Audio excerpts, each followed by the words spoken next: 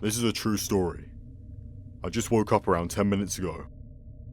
But I really woke up an hour ago, and I had the most terrifying moment of my whole entire life. I opened my eyes and couldn't move, couldn't scream, couldn't do anything. Now here's where the nightmare begins. I felt like something was in my dark room, watching me. I just couldn't see it. While being paralysed, I felt something dragging me down. Now, I don't mean normal tugging. I felt hands on my chest pushing me, and hands on my shoulders pulling me down. While all that fun stuff was happening, there was something scratching at my door from the outside, and the loudness was increasing to the point where it was deafening. My door flung open, and from there I saw an actual demon. It was a shadowy figure, about 7 feet tall, pitch black with glowing purple eyes staring at me, and it wouldn't look away. It was inching towards me to the point it finally got to the edge of my bed. It screamed something at me that I couldn't understand. Then the figure grabbed my neck as it screeched something that was deafening, and disappeared. I still couldn't move and felt the dragging strengthen. I heard voices across my room all talking to each other. And here comes the worst part. I didn't realise there was another demon above me pinned to my roof. It was a hooded old lady with 2 foot claws for fingernails, a huge grin on her face, and her torso seemed lacerated. I closed my eyes and accepted my fate. I wouldn't open my eyes. Some time passed, I opened my eyes and I was able to move again. My bedroom door was shut and everything was normal. What just happened to me? Ever since I was born, on October 13th, 2006, there has been something different about me. Very different. I always showed aggressive behaviour like biting, hitting and scratching, especially at night. When it's 10 PM every night, things sort of just go blank. I can't control when I do. I don't even remember anything. I'm just sort of there. But what happened last year has gone too far. I got ready for bed like anyone else at around 9:30.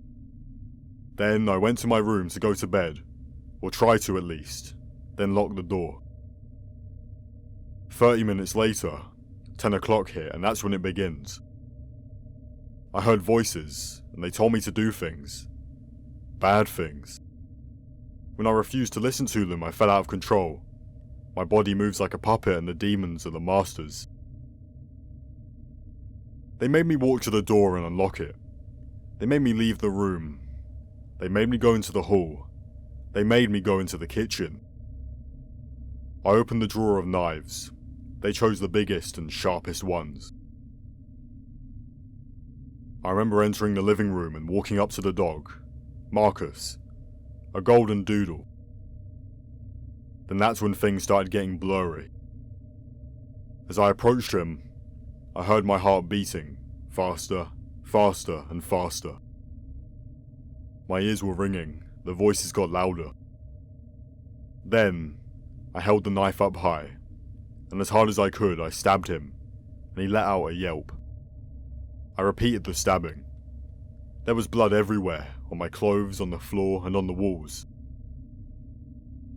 My parents must have heard all the ruckus because they came into the living room. Of course they knew about how different I was from everyone else.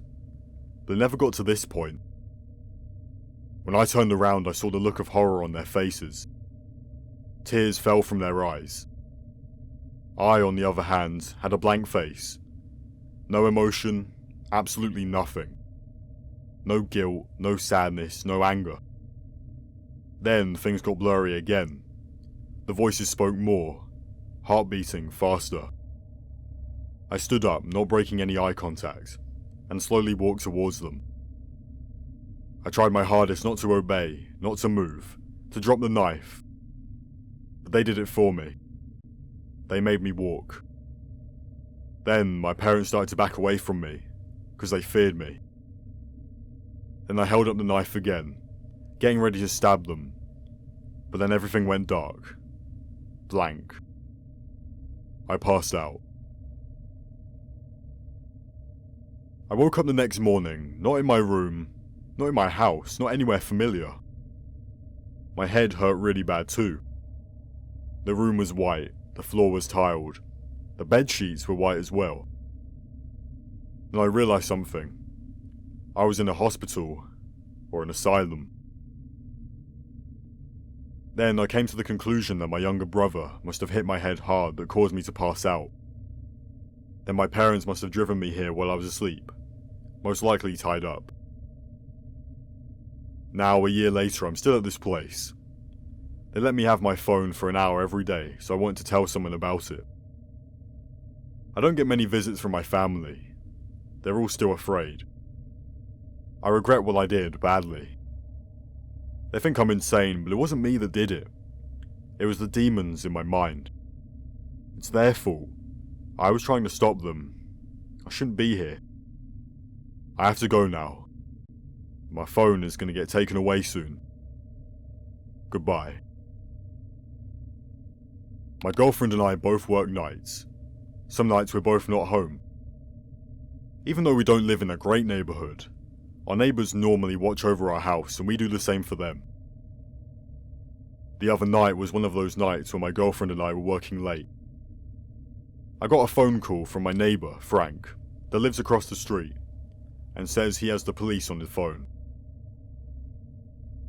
Hey, this is Officer Adam, and we need you or someone else to head home as soon as you can. I'm on my way, I said. I drove home thinking something happened to my girlfriend or my house burned to the ground. I pulled onto my street and immediately saw the blue and red lights. I saw an officer escorting a man dressed in all black out of my front door. The man looked like he'd been through hell and back. You the owner? The officer asked. Yeah. What happened?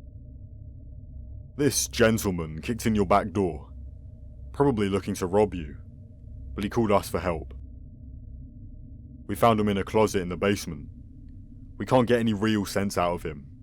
He just keeps saying he's sorry. Is there some other male in the house? I told him no, it's just my girlfriend and I. Well, he said there's someone in there, and he was chasing him with a knife. We couldn't find anyone else in there, so we think maybe he's just on drugs. Well, you have to fix that back door. Have a good night, sir. Yeah, thank you, officer. I walked up to my front porch, opened the front door. The house was a disaster. Furniture thrown about, broken glass. It looked like the thief got into a bar brawl inside my house. I called my girlfriend to break the news to her, but then I noticed something that caught my eye. Right in the dining room, sitting on the dining table, was Pablito, my Mexican bandito puppet. Lying next to him was a large kitchen knife. He was sitting propped up, as if some invisible force was holding him up. As soon as I stepped close to him, he suddenly fell flat onto the table. My girlfriend then answered the phone. Hello? Hey, let me call you right back. I gotta put someone back up in his room. I carried Pablito back up to my office and hung him back on the ceiling. Before I closed the door, I gave him a nod, and he nodded back. When Marla moved into the old Harrison house, she was warned about its dark history. Locals whispered about the house's previous owner, Elizabeth, a reclusive writer who vanished without a trace. All that remained was her diary. Marla, dismissing these tales as mere myths, found the diary in a hidden drawer in Elizabeth's study. Curiosity got the better of her, and she began to read. Each entry started mundane, mentions of the weather, town gossip, her ongoing novel, but a specific name kept reappearing: Liam. As the dates progressed, the mentions of Liam grew frequent and concerning. Liam watches from the trees, one entry read. Another said Liam doesn't like visitors. Marla's heart raced when she reached the last entry. Liam is inside the house. That night, Marla awoke to the sound of scribbling. She followed the noise to the study and stood horrified at the sight before her. A translucent figure, unmistakably Elizabeth, writing in the diary. Marla hesitated, but managed to ask, "Who's Liam?" Elizabeth's ghost slowly turned, her eyes filled with fear.